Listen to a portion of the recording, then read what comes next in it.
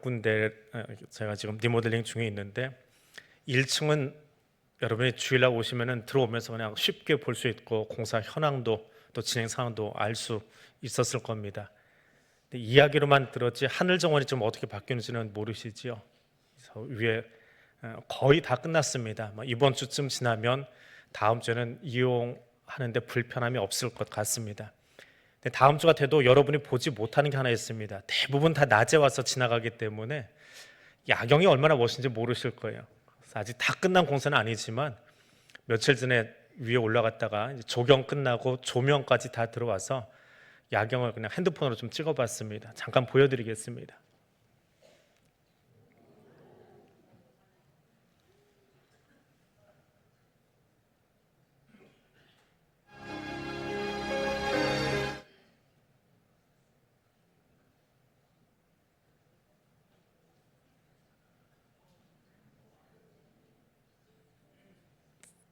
빨리 가보고 싶으시지요? 저 소리를 넣어놨는데 소리를 계속 끄더라고요, 방송실에서. 30초 저거 보고 있으면 너무 조용해서 소리를 좀 넣어놨었는데.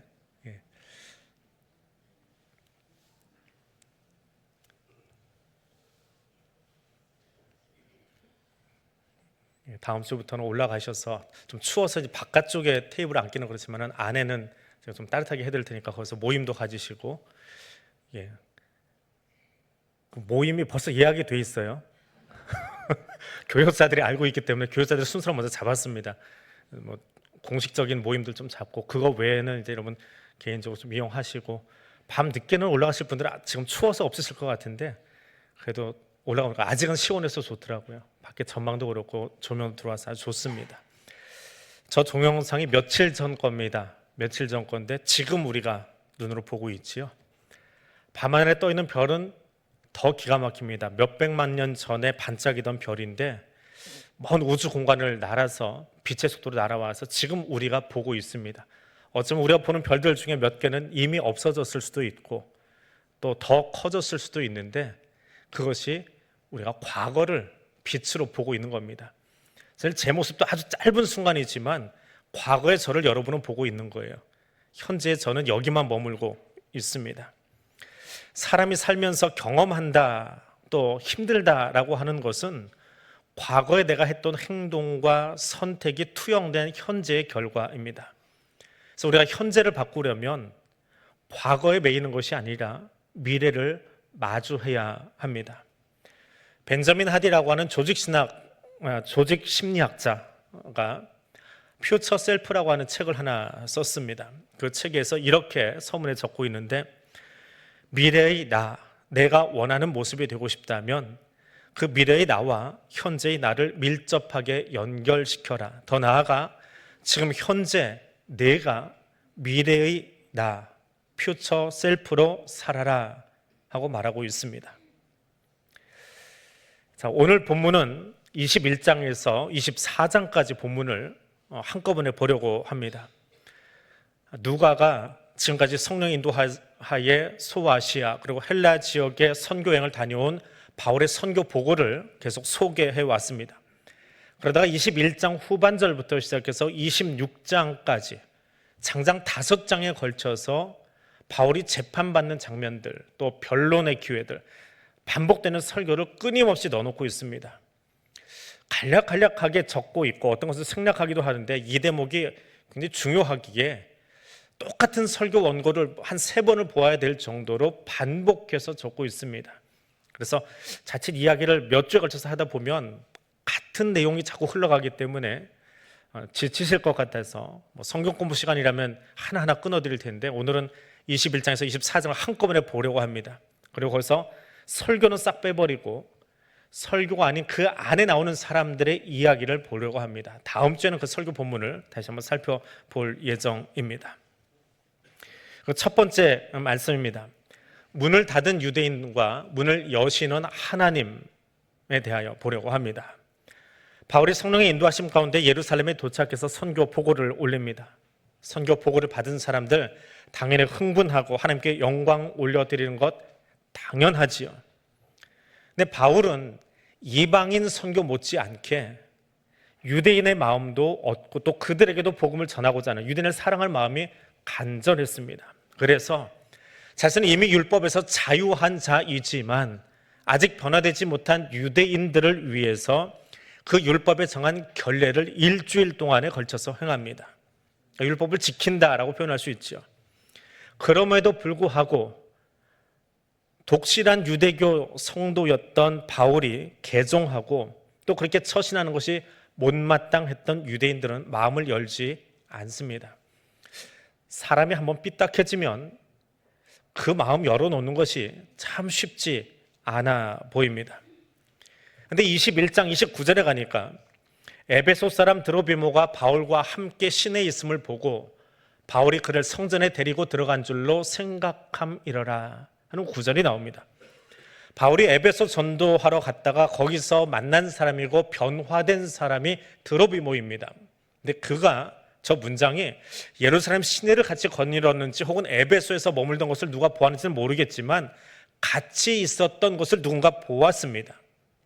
근데 이 말이 와전되기 시작합니다. 같이 시내를 걸어갔는데 사람이 못마땅해지면 비방의 말을 만들어냅니다. 없던 이야기도 지어냅니다. 그것이 사람들의 생리입니다. 에베소에서 예수를 영접한 드로비모가 바울과 함께 다니던 것을 기억한 누군가가 말을 만드는데 어떤 말을 만들었느냐? 바울과 드로비모가 성전에 들어갔다라고 하는 말을 만들어냅니다. 완전한 루머지요. 근데 그 드로비모가 이방인이었던 것이 문제입니다. 바울을 향해서 악감정을 가지고 있던 이 사람들은 바울과 드로비모가 걸었던 것만 보고 거기까지 보고 그랬구나 하고 팩트로 끝내야 되는데 이것이 자기 머릿속에서 상상력이 돼버려요. 그래서 둘이 예루살렘 성전에 들어갔더라 라는 말을 지어냅니다.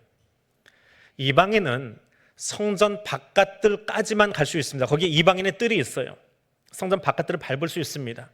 근데 성전 안에는 들어가지 못합니다. 성전 입구에 가면 헬라어와 라틴어로 당시에 공용어였던 누구나 쓰는 그 언어지요. 그리고 고급 언어였던 라틴어로 이방인 중 누구라도 성전에 들어가면 죽음을 면치 못한다라고 적혀 있습니다. 그런데 유대인들은 바울과 드로비모가 같이 걸어갔던 장면을 보고 그 다음에 상상력이 동원되는 거예요. 이건 봤으면 이건 사실입니다. 근데 그 다음에 이 드로비모가 예루살렘 성전 안으로 들어가는 것을 같이 동행했다라는 것에서 확장시켜서 방치했다. 그래서 이방인이 성전 안뜰을 밟음으로 말미암아 성전이 더럽혀졌다라고 21장에서 말합니다. 그 말에 흥분한 유대인들이 바울을 성 밖으로 끌어내서 죽이려고 합니다. 근데 이것이 한두 사람의 이야기가 아니라 사내들인이 나서서 또 유대인들이 나서서 흥분한 상태로 소요가 일어날 만큼 소리가 커졌습니다. 오죽하면 로마의 천부장이 군대를 동원해서 이 소요를 진정시켜야 될 만큼 21장부터 이제 일이 커지기 시작합니다. 그런데 이 대목에서 우리가 지켜볼 구절이 하나 있습니다. 사도행전 21장 30절입니다.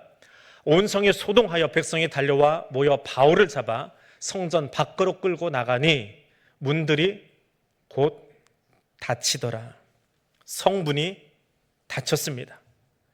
이방인을 향한 뜰마저 문을 닫아버림으로 이방인만 들어오지 못하는 것이 아니라 누구도 들어오지 못하게 되는 결과를 초래합니다. 성전을 더럽혀서는 안 되겠다라고 하는 종교적인 집착이 스스로의 미래를 닫아버리는 행동을 하게 만들었습니다. 그리고 유대인은 오직 그들만을 위한 종교로 문을 잠그어 버립니다. 하나님께서 유대인이면서 바리새인이었던 랍비였던 바울을 들어서 이방인의 사도로 쓰고 계시는 그 하나님의 마음과 모습과는 정반대로 유대인들은 성전을 닫아버리는 장면을 연출합니다. 참 아이러니하지요? 지금 현재 예루살렘 동쪽 문은 저렇게 생겼습니다. 예루살렘에서 유일하게 동쪽으로 나 있는 문입니다. 저 문을 나서면, 그러니까 사진에서 오른쪽으로 가면 감람산이에요. 예수님이 마지막 때 그 십자가 지르고 들어가신 문이 저 문이라고 추정을 합니다. 감람산에서 내려와 저 문으로 들어가셨다라고 여겨집니다. 그런데 여러분 지금 보는 사진처럼 저 문이 황금문이라는 별칭이 있습니다. 아름다운 문이고요. 동쪽을 향해서 떠 있는 유일한 문입니다. 메시아가 오시면 저 문을 열고 예루살렘 성전으로 들어올 거다라고 하는 것이 유대인들의 소망이고 전설이고 바람입니다. 그런데 저 문이 닫혀 있는 게 아니라 돌로 완전히 막아져 있습니다. 저 문 열 수가 없습니다. 저 돌을 정으로 깨든지 다이너마이트 붙여서 깨트려야 됩니다. 완전히 막혀 있습니다. 그 앞에 뭐가 있나요? 성벽 앞에 지금 하얀 것들 보이시나요? 뭔가요? 1541년 십자군 전쟁이 한참이던 때 무슬림이 저 예루살렘 성전을 점령을 합니다. 몇 번을 뺏기고 합니다. 1541년에 무슬림이 예루살렘 성을 점령한 다음에 더 이상 유대인들이 저 예쁜 문으로 출입하지 못하도록 성문을 돌로 완전히 고정으로 닫아버렸고 그 앞에 무슬림들의 무덤을 만들었습니다. 유대인들은 율법 때문에 저 무덤 옆에 가지 않습니다. 부정타거든요. 메시아가 저기로 올 수 있을까요? 그들의 사고방식이라면 메시아도 저기로 못 옵니다. 무덤 때문에. 부정한 곳이니까. 그렇게 막아버렸습니다. 사도행전 21장에서 닫혀진 문이 지금은 완전히 돌로 봉쇄되고 무덤이 있는 그들만의 종교로 전락해버리는 그런 우를 범하고 말았습니다.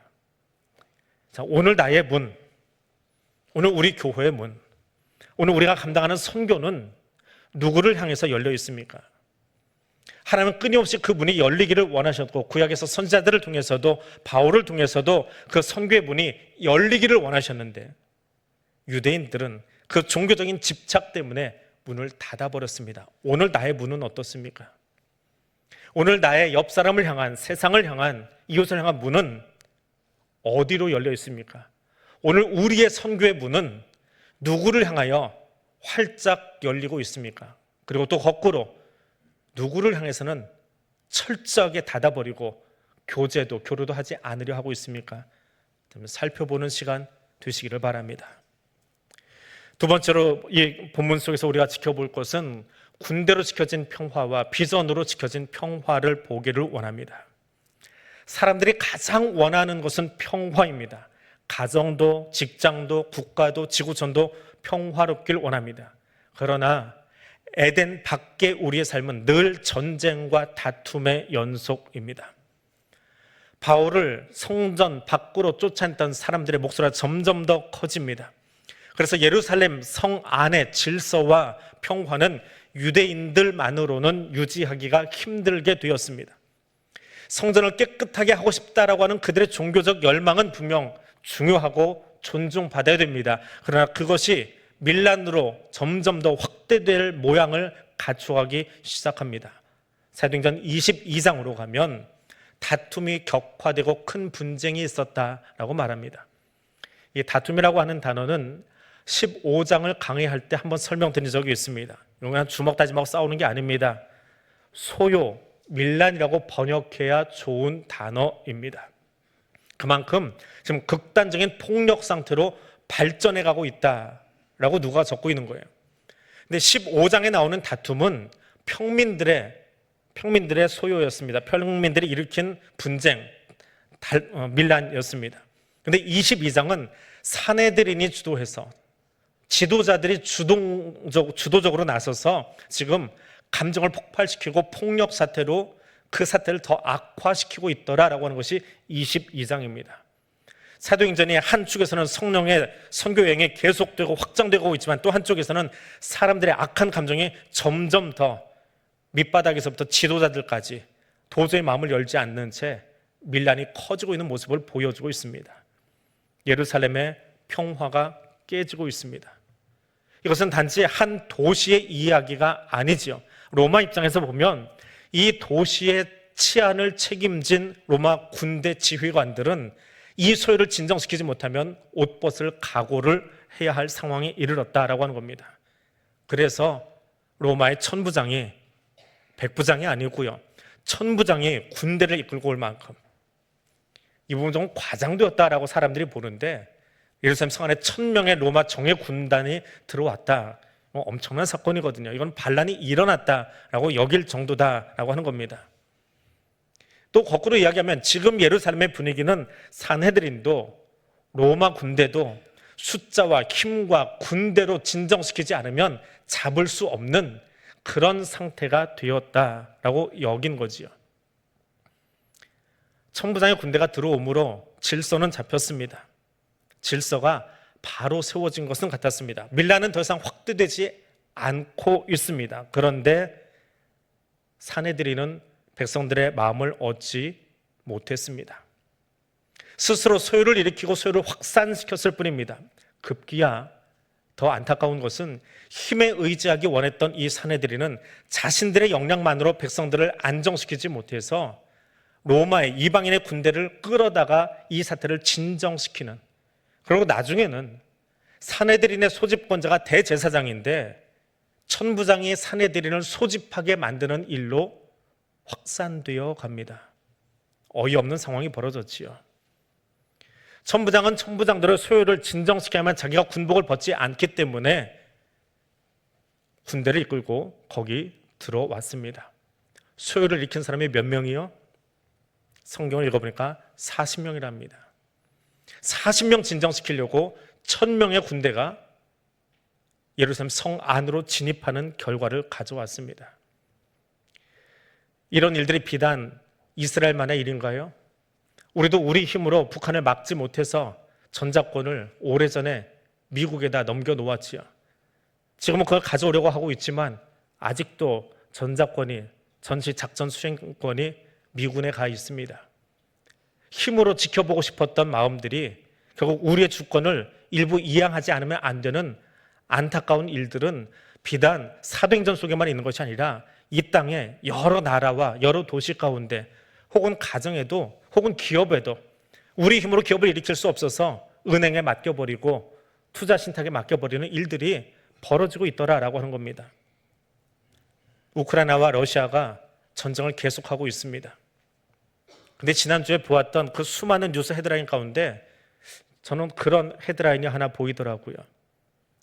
인류 역사상 처음으로 러시아의 IRBM이라고 하는 중거리 탄도미사일이 무기고를 떠나서 전장에 투입되었고 사람들을 죽이기 위해서 사용되었습니다.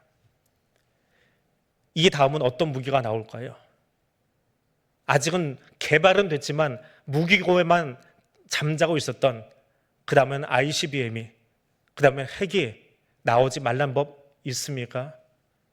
이것이 나오지 않도록 해야 될 책임이 우리 모두에게 있노라고 한 기자가 써놓은 것을 보았습니다. 핵이 있는 건 누구나 다 압니다. 그러나 사용하지 않고 다 무기고에 들어가 있는데 힘으로 상대방을 누르기 위해서 러시아는 모든 나라들이, 강대국들이 가지고는 있지만 한 번도 사용해보지 않았던 IRBM이라고 하는 ICBM 바로 아래 단계의 강력한 미사일을 전장에, 말은 전장이죠, 사람들 머리 위로 떨어뜨려 버렸습니다. 힘자랑이 곧 자신들이 원하는 평화라고 믿는 것은 비단 천부장도 러시아도 아닙니다. 모든 사람들의 모습입니다. 그런 사람들에게 하나님의 음성이 들립니다. 사도행전 23장 11절의 말씀입니다. 그날 밤에 주께서 바울 곁에 서서 이르시되 담대하라, 내가 예루살렘에서 나의 일을 증언하는 것 같이 로마에서도 증언하여야 하리라 하시니라. 소요가 격화되고 군대가 투입되고 바울을 죽이려는 결사대가 만들어지는 급박한 상황 속에서 하나님 바울을 만나십니다.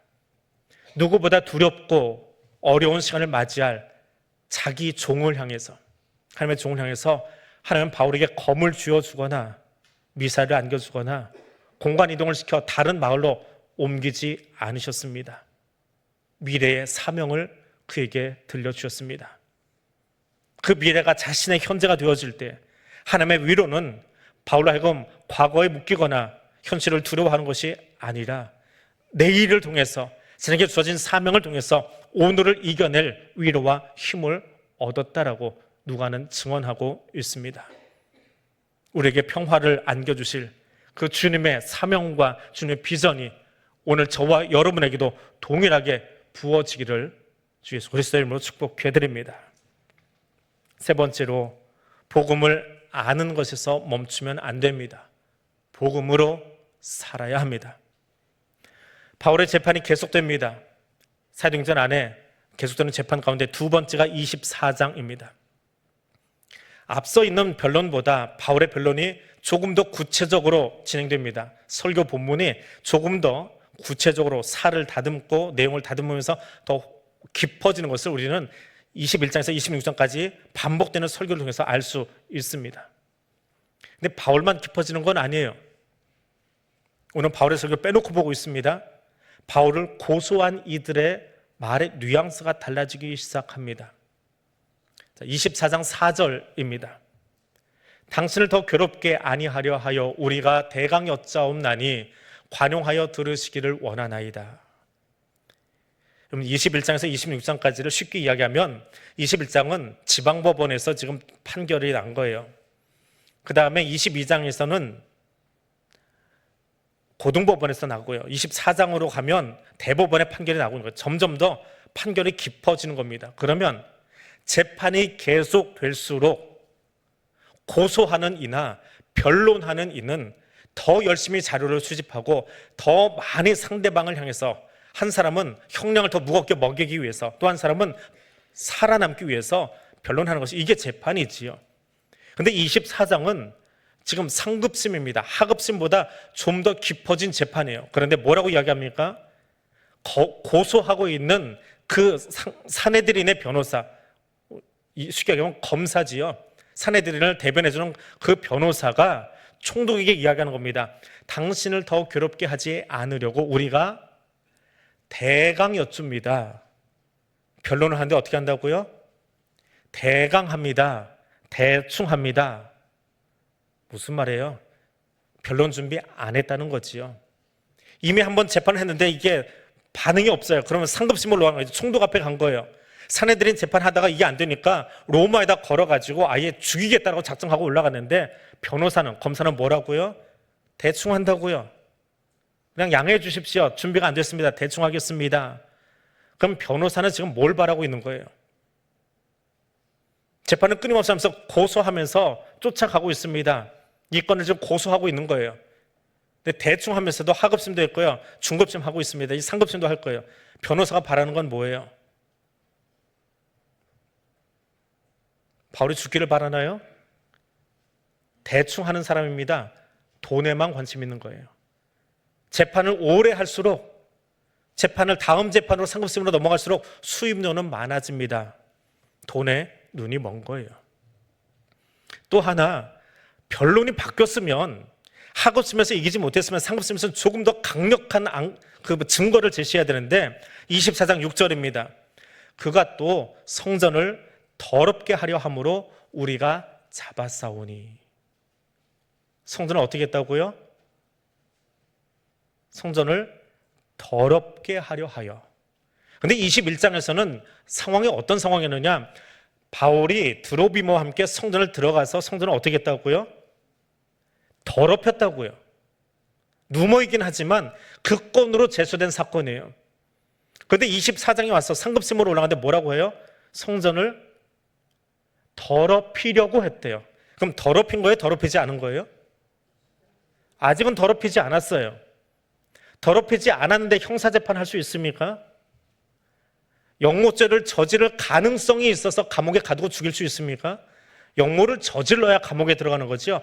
영모를 저지를 가능성이 농후한 사람들이기 때문에 감옥에다 가둔다? 이건 독재 정권이지요. 아니, 독재도 넘어서는 거지요.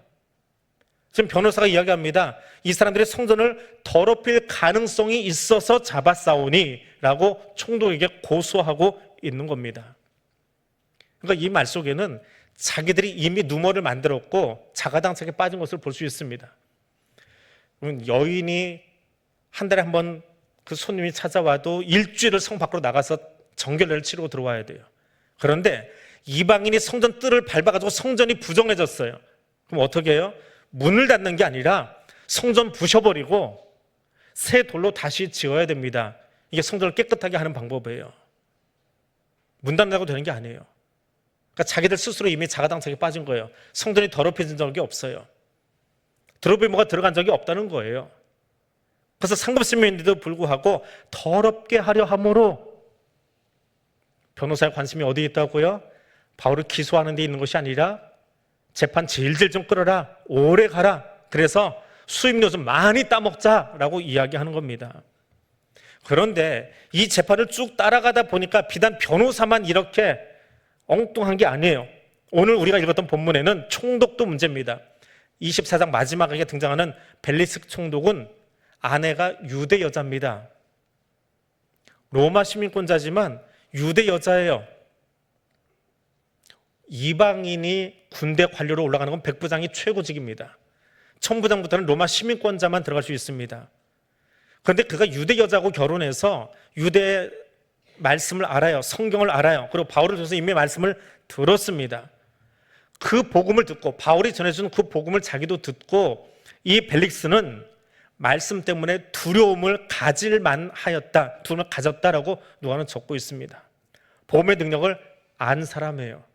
비단 바울의 설교만이 아니라 아내를 통해서도 또 자기가 지금 관할하고 있는 이 예루살렘 지경의 이 유대 지경의 일을 통해서도 예수 복음이 무엇인지를 이미 알고 있고 아는 것만이 아니라 그것 때문에 두려움을 가질 만큼 그 마음이 움직이고 있던 사람이에요. 그래서 이 바울이 지금 변호사도 그러잖아요. 대강하고 있잖아요. 죄목이 없잖아요. 그러면 무죄 방면해야 됩니다. 그런데 하지 않습니다. 질질 끌고 있습니다. 2년을 끌어가요. 물론 그 2년 끌어가는 것 때문에 또 2년을 끌어가면서 감옥에 가둔 것이 아니라 가택연금 시켜놓고 친구들이 와서 바울 만나는 것을 허락을 합니다. 그 바람에 가이사랴에서 2년 동안 예수가 복음을 전할 수 있었어요. 가이사랴의 교회를 충분히 털을 다질 수 있는 계기는 되었습니다. 그런데 그건 외적인 이야기고요. 벨릭스는 뭐 했다고요? 왜 이렇게 하고 있다고요? 24장 26절입니다. 동시에 또 바울에게서 뭘 한다고요? 누가 대놓고 이야기하고 있습니다. 돈을 받을까 바라는 거로 더 자주 불러 같이 이야기하더라. 돈 받고 싶어서요.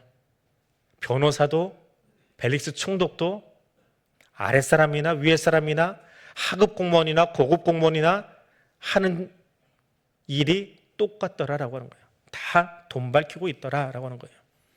24장에 등장하는 이 사람들, 돈이 우상이 된 사람들이더라라고 하는 겁니다. 이 24장, 21장에서 24장 안에 26장까지 이어지는 이 본문 속에 예수의 복음을 듣고 다메섹에서 예수를 만남으로 그 삶이 변화되어서 예수님이 주신, 하나님이 주신 사명으로 매일 길을 걸어가고 있는 바울이 있는가 하면 똑같이 예수 복음을 듣고 마음에 두려움은 있지만 돈만 밝히는 사람으로 예수는 알지만 가장 불쌍한 사람으로 소개되고 있는 것이 벨릭스입니다. 복음은 아는 것에서 그치면 안 됩니다. 복음으로, 말씀으로 살아야 합니다. 오늘 말씀을 맺습니다. 예수 십자가 복음이 내 삶의 이유가 되어야 되고 내 삶의 방향이 되어야 하고 내 삶의 사명이 되어야 합니다. 그럴 때 그 예수 복음은 모든 닫힌 문을 열고 화목케 하는 것으로 우리의 삶을 이끌고 우리의 삶의 방향성을 제시해 줍니다. 그 예수 복음이 우리에게 비전이 되어야 합니다. 그 예수의 복음이, 그 십자가 복음이 내가 살아가야 될 삶의 방향을 제시하기 때문에 그렇습니다. 복음이 귀에만 들리는 것이 아니라 나의 삶을 이끌어 가도록 그 말씀에 나를 내어드릴 수 있는, 우리 교회를 맡길 수 있는 그 복음과 함께 걸어가는 하나님의 성기를 감당하는 저 여러분 될 수 있기를 소원합니다. 기도하겠습니다. 만군의 여호와 하나님, 하나님의 말씀이 우리 앞에 있음을 감사드립니다. 예수 그리스도의 십자가 사랑으로 우리를 구속하여 주시니 감사합니다. 성령 하나님 이 자리에 임재하셔서 우리를 만나 주시니 더욱 감사합니다. 주의 말씀이 우리 가운데 있음에도 불구하고 말씀이 나의 이유가 되지 못하고 힘과 돈과 권세를 쫓으랬던 제사장과 총독과 로마 군병들의 모습이 내게도 있음을 회개합니다. 오직 주께서 주신 사명으로 위로받으며 그 이끄심에 순종하던 믿음의 선진들을 보게 하옵소서. 오늘 나를 붙들어 주시고 나를 이끌며 나와 함께하는 성령의 음성에 귀를 열게 하옵소서. 예수님 이름으로 기도드립니다.